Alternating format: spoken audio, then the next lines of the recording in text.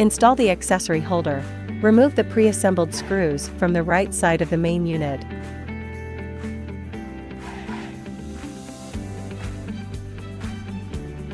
Affix the accessory holder onto it, and then secure the screws back.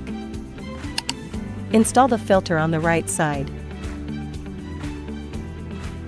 The installation process for the left accessory holder and filter is the same as on the right side.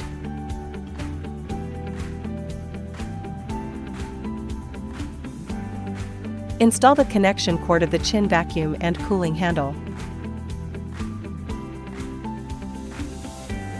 Position the handles on the holder and install the filter as shown in the video.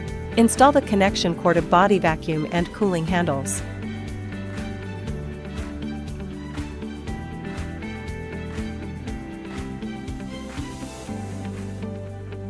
Fill the instrument with water before switching it on. Pure water or distilled water are both available. Filling water.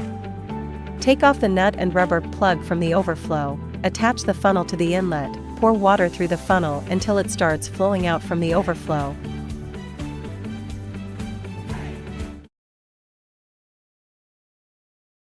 Connect the power cord and turn on the instrument.